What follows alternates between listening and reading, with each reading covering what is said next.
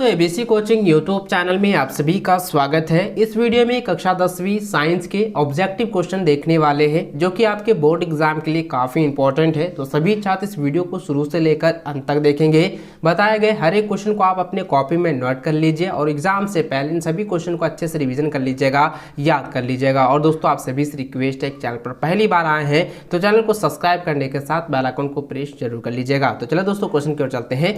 देखिए दोस्तों, बायोलॉजी के जीव विज्ञान के जो है जीव जनन कैसे करते हैं का जो पहला क्वेश्चन है, आप देखें स्क्रीन पर यहाँ पे लिखा है किसी प्रतिकृति का बनना जनन की मूल घटना है। तो दोस्तों इसका आंसर हो जाएगा डीएनए, ऑप्शन नंबर ए इसका सही आंसर होगा।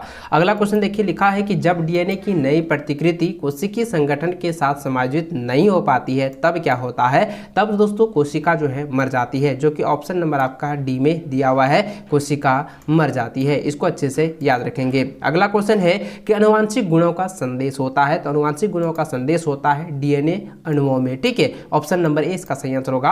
अगला क्वेश्चन है कि हाइड्रा में अलैंगिक जनन की विधि है। तो देखिए दोस्तों, आपको पता होगा कि हाइड्रा जो है मुकुलन विधि का जो मुकुलन जनन विधि जो होती है उसका एक उदाहरण है। तो दोस्तों इसका आंसर हो जाएगा मुकुलन, ठीक है, ऑप्शन नंबर ए इसका सही आंसर होगा। अगला है मुकुलन द्वारा अलैंगिक जनन होता है। तो मुकुलन द्वारा अलैंगिक जनन होता है, किसमें होता है? यीस्ट में होता है, ठीक है, ऑप्शन नंबर 20 का सही आंसर होगा।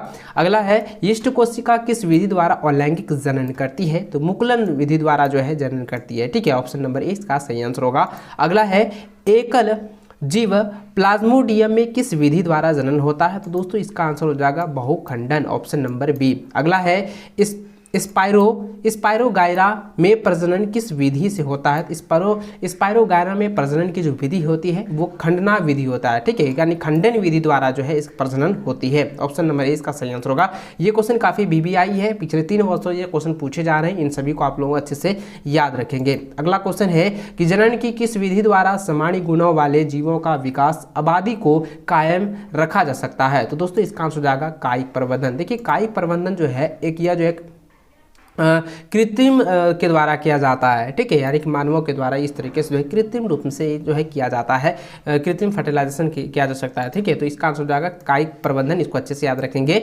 जनन की विवाह विधि जिसमें जो है समान गुणों वाले जीवों का विशाल जो है आबादी को कायम रखा जा सकता है, उसे हम कायिक प्रबंधन कह सकते हैं। तो ऑप्शन नंबर इसका ए सही आंसर होगा, ठीक है। अगला क्वेश्चन है कि ब्रायोफिल्म, ठीक है, ब्रायोफिल्म किस भाग द्वारा जनन करता है? तो ब्रायोफिल्म जो है पत्तियों द्वारा जो है जनन करता है, ठीक है। अगला क्वेश्चन है कि बीजों को अलैंगिक जनन का उत्पाद कहा जाता है, क्योंकि याद रखेंगे कि बीजों को जो अलैंगिक जनन का जो उत्पाद कहा जाता है, तो क्यों कहा जाता है? क्योंकि वे जो है नए पौधों को जन्म देते हैं, ठीक है, ऑप्शन नंबर ए इसका सही आंसर होगा। इनको अच्छे से याद रखेंगे। अगला क्वेश्चन है कि पुकेंसर में होता है। तो पुकेंसर में जो है क्या होते हैं? परागकण होते हैं, ठीक है, परागकण होते हैं। अगला क्वेश्चन है कि पुष्प का सबसे भारी भाग है। तो पुष्प का सबसे भारी भाग होता है बाह्य दलपुंज, ऑप्शन नंबर ए इसका सही आंसर होगा।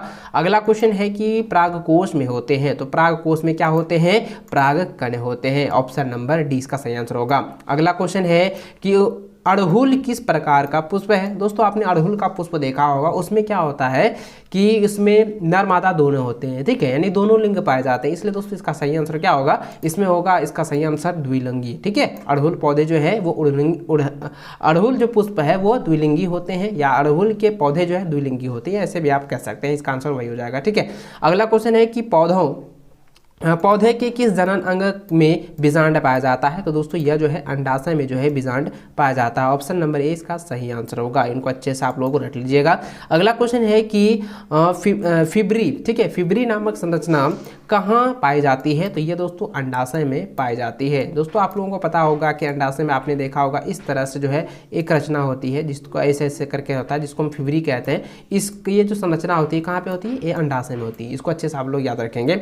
अगला क्वेश्चन है कि परिपक्व हो जाने पर अंडाशय विकसित हो जाता है। तो विकसित होकर जो है फल में बदल जाता है, ठीक है, ऑप्शन नंबर आपका डी सही आंसर होगा। अगला क्वेश्चन है कि मानव मादा के जनन तंत्र का भाग नहीं है। जरा ध्यान दीजिए दोस्तों, ये अंडाशय, गर्भाशय और डिंब वाहिनी, ये तीनों जो है जनन तंत्र का भाग है, लेकिन शुक्रवाहिका जो है ये क्या है? मानव नर के जनन तंत्र का भाग है। तो दोस्तों यहाँ पे ऑप्शन नंबर आपका जो सी है वो इसका आंसर हो जाएगा, क्योंकि यह जो है मानव मादा जनन तंत्र का भाग नहीं है। ठीक है, अगला क्वेश्चन है कि मानव में गर्भ की अवधि कितनी होती है? तो दोस्तों इसका आंसर हो जाएगा 270 दिन यानी कि 9 महीने। ठीक है, अच्छे से इसको याद रखेंगे। अगला क्वेश्चन है कि जनन संचारित रोग है। तो जनन संचारित रोग दोस्तों आप देखें, ये सिफिलिस जो है ये भी जनन तंत्र ये भी रोग है, संचरित रोग है। एड्स ये भी जो है जनन संचरित रोग है। गोनोरिया ये भी जनन संचरित रोग है। इसलिए दोस्तों इसका आंसर हो जाएगा इनमें से सभी, ऑप्शन नंबर डी। ठीक है, अगला क्वेश्चन है कि मानव मादा में निषेचन कहाँ होता है? तो दोस्तों फ्लैपियन ट्यूब में होती है, जिसको हम कहते हैं फ्लैपियन नली में। ठीक है, ऑप्शन नंबर ए इसका सही आंसर होगा। अगला क्वेश्चन देखें तो 23 नंबर क्वेश्चन दिया गया है। यहाँ पे पूछा गया है कि एक लिंगी पुष्प के उदाहरण है। तो दोस्तों एक लिंगी पुष्प के उदाहरण होते हैं पपीता। ठीक है, जिसको हम कहते हैं पपीता। तो ऑप्शन नंबर आपका ए हो जाएगा। पपीता के जो पुष्प होते हैं वो एक लिंगी होते हैं। इनको आप लोग अच्छे से जो है रख लीजिएगा। इस वीडियो में बताया गया हर एक क्वेश्चन काफ़ी VVI है। इन सभी को आप अपने कॉपी में नोट करने के साथ साथ अच्छे से उनको रिवीजन कर लीजिएगा। तो इस वीडियो को आपने अभी तक लाइक नहीं किया तो वीडियो को लाइक करने के साथ साथ अपने सभी दोस्तों के साथ शेयर जरूर कीजिए।